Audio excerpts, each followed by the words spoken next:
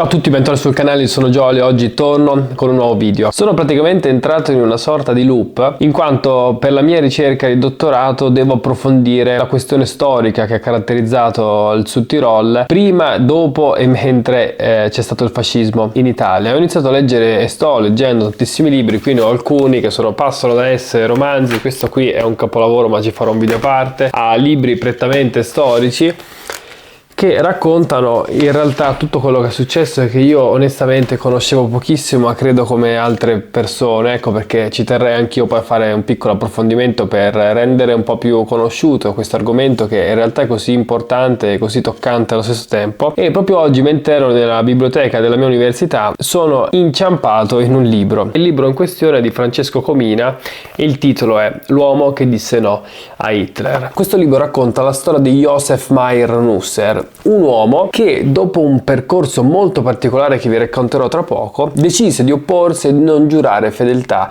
a Hitler, e questo lo porterà successivamente alla morte. E quello che vorrei fare in questo video è raccontarvi la sua storia, ricordarlo in qualche modo e come sempre invitarvi a recuperare e a leggere questo libro. Cercherò di essere molto essenziale. La questione sudtirolese, soprattutto durante gli anni del fascismo, è estremamente complessa e quindi mi prenderò più tempo per farlo e magari analizzerò altri libri, ma per ora sarò cronologico, cercherò di raccontarvi proprio per filo e per segno quello che è successo fino ad arrivare alla tragica fine. Il protagonista di questa storia, l'uomo di cui parleremo e che disse no a Hitler, si chiama Josef e nacque a Bolzano nel 1910. Questo ci importa molto perché sia il periodo storico ma anche il luogo in cui lui nasce caratterizzeranno profondamente la sua vita. Nasce in una famiglia di contadini profondamente cattolica e anche questo caratterizzerà probabilmente tutte le decisioni che susseguiranno all'interno della sua vita, della sua storia, e sin da subito, sin da molto giovane è attivo sia politicamente che da un punto di vista spirituale e religioso. Infatti fa tantissime letture legate alla religione, ma inizia anche a far parte, anzi diventa proprio uno degli esponenti maggiori dell'azione cattolica sudtirolese. E proprio insieme agli altri giovani che facevano parte dell'azione cattolica inizia a mettere in dubbio e a criticare le posizioni hitleriane, in quanto le riteneva profondamente inconciliabili con quelle cattoliche, il che può sembrare ovvio adesso ma in realtà ai tempi non lo era. Ma come vi dicevo, la sua storia è anche profondamente segnata dal luogo in cui si trova, in quanto il Sud Tirol non solo viene annesso all'Italia, ma poi nel 1939 ci sarà l'opzione dell'Alto Adige, ovvero qualcosa che veramente si stenta a credere. Praticamente viene chiesto ai sudtirolesi di decidere se rimanere in Italia e agglomerarsi alla cultura italiana, che tra l'altro veniva forzatamente inculcata, ma ne parleremo tra poco e poi anche in altri video, oppure se decidere di annettersi al Terzo Reich, sprofondando e migrando in questo esodo verso la Germania. In molti emigrarono verso la Germania, ma non Josef Mayer Nusser, che decise di rimanere, di mantenere la cittadinanza italiana, diventando uno di coloro che viene etichettato come Bleiber, ovvero coloro che rimasero lì. E rimasto in Italia inizia anche a far parte segretamente dell'Andreahofer Bund, che era una sorta di movimento antinazista che si stava sviluppando. Nel frattempo, siamo nel 1942, si sposa con Hildegard e avrà un bambino che si chiama Albert, ma che sfortunatamente avrà a malapena il tempo di conoscere. Cosa succede? Succede che a un certo punto non vengono semplicemente chiamati a fare l'SS coloro, quei giovani convinti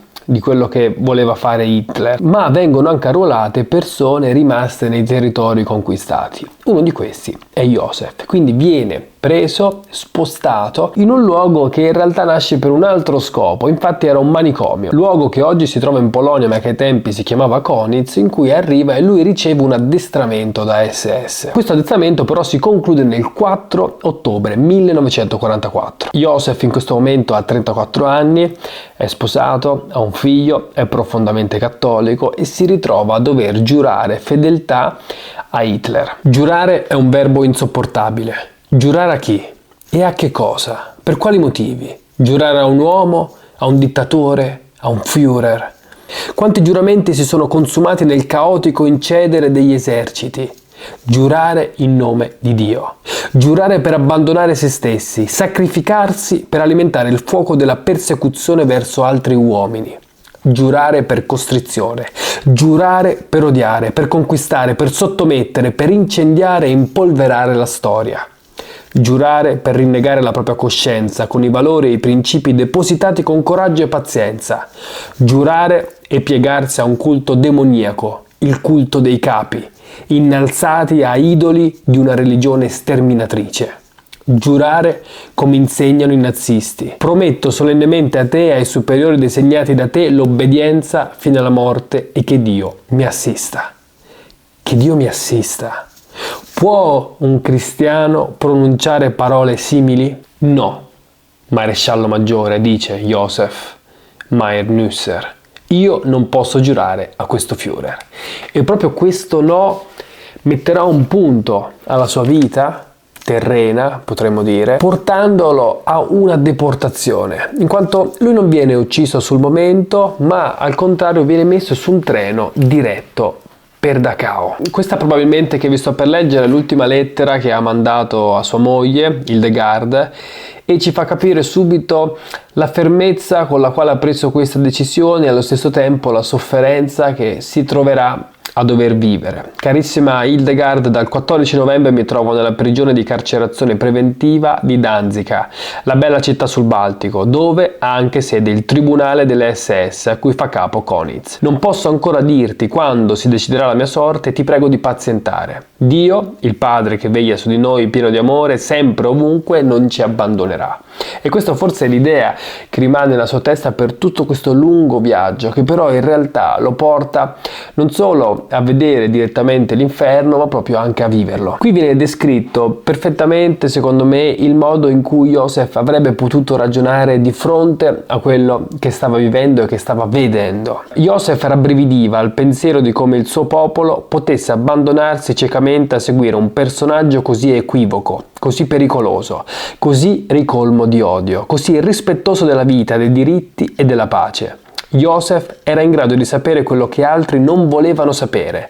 Il grande trucco, la volgare mistificazione della verità, la portentosa demagogia erano come velati dalla rassegnazione, dalla sfiducia e dall'inerzia. Eppure bastava leggersi il Mein Kampf per capire dove portava quella nave spettrale adornata di fiori. Il programma politico di questo Führer così osannato è tutto improntato alla cultura della potenza, all'idea del nemico contro cui combattere, all'egemonia della razza tedesca, superiore rispetto a tutte le altre razze della terra, alla persecuzione come motore di pulizia e come disinfestazione storica. È un programma politico egemonico, violento, persecutorio e genocida. Lui era perfettamente consapevole di tutto questo e proprio si era ribellato, ma nel farlo ha perso completamente tutto quello che lo circondava, il suo lavoro, la sua famiglia, la sua moglie e suo figlio. Il giudizio del tribunale delle SS di Danzica parla chiaro. Joseph viene condannato a morte per disfattismo nei confronti delle forze armate tedesche. Il rifiuto del giuramento è stato letto dai giudici nazisti come un pericoloso tentativo di sovvertire le regole imposte dal regime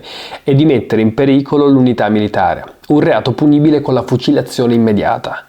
Joseph ascolta la sentenza in silenzio, di minuto in minuto la morte si alza da terra e si fa vicina, ma per ora l'ombra della fine deve allungarsi in avanti.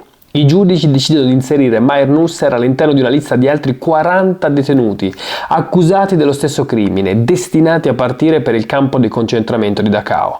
Troppo semplice farlo morire subito. L'orgoglio nazista si gonfia quando incontra un membro della razza ariana che non ci sta, che non vuole saperne del conformismo politico, ideologico e militare. C'è spazio forse per un ravvedimento, per un adattamento all'unica vera dottrina, quella elaborata dall'alto di un'estasi metafisica infarcita di paranoie egemoniche. Davanti alla cattedra della morte anche l'anima più rivoltosa si acquieta e molto spesso quell'anima diventa lo strumento più idoneo per portare avanti il programma di costrizione e di persuasione in favore della grandezza e della sublimità del Reich. I militari ne sono convinti. Joseph tornerà in sé alla vista della desolazione, della più totale umiliazione, della più spaventosa organizzazione omicida della storia umana. Avrà paura e tornerà a essere un suddito fedele per il resto della vita.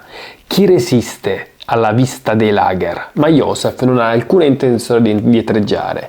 Infatti sale sul treno e, denutrito, maltrattato, parte per questo viaggio. Il 24 febbraio del 1945, dopo una breve visita medica, ormai stremato da questo viaggio, dimagrito, distrutto e desolato, viene fatto risalire su questo treno merci, ma lì morirà. La sera del 23 febbraio i compagni lo accolgono sul carro con lacrime agli occhi. Erano ormai convinti che lo avessero ricoverato in ospedale per curarlo. Lo vedono tornare sofferente e cercano tutti di aiutarlo, di ripararlo dal freddo. Lui sorride e ringrazia ancora. Joseph chiede a un amico di leggergli alcuni versetti del Vangelo. Lo lasciano pregare. È sera, è notte, è silenzio. Qualche ora più tardi, Joseph muore. Le guardie lo trovano esamine al mattino presto. Stringe fra le mani il Vangelo e il messale e un rosario. Un'aria malinconica si diffonde nella stazione. Il pianto unisce nazisti e prigionieri. 30 anni dopo, Abice ricorda: in quel momento capimmo che egli non poteva essere un traditore. In realtà la storia di Joseph, nonostante sia morto, continua, in quanto i membri dell'Azione Cattolica continuano a ricordare il suo nome, le sue salme vengono riportate in Südtirol, venne poi successivamente anche beatificato, e questo libro poi è un'ennesima testimonianza di questa storia che continua a vivere. Ma mi andrebbe di terminare il tutto con una frase detta proprio dalla moglie, Hildegard, di Joseph, che parla di lui in questo modo: dentro di me sono sempre stata felice che Joseph fosse riuscito a portare fino in fondo il suo atteggiamento ammirevole e coraggioso e a fare ciò che doveva fare se voleva rimanere fedele a se stesso, a farlo malgrado tutte le minacce, in libertà e con grandezza. Ho apprezzato molto questo libro, l'ho letto con molto piacere e ovviamente con estrema curiosità, perché era una storia di cui veramente non sapevo niente. Ecco anche perché ho deciso di fare questo video. Al suo interno trovate anche altre storie come quella di Franz Thaler, che tra l'altro viene ritratto qui con Sepulveda e il suo gatto. Anche lui era un Doubliber che fu mandato nei campi di concentramento, e questo è un nuovo filone che in realtà sto approfondendo personalmente, ma a volte mi piacerebbe anche caricare un video qui su YouTube per raccontarvelo, in quanto credo che quella del Südtirol sia una storia estremamente importante, profonda e drammatica, di cui però si parla almeno, secondo me, troppo poco. E quindi, dato che è così importante per la mia ricerca e dovrò leggere molto a riguardo, perché no, ogni tanto non portare un video anche qui sul canale. Vi ringrazio, spero che questo video vi sia piaciuto e come sempre vi invito anche a recuperare il libro L'uomo che disse no a Hitler.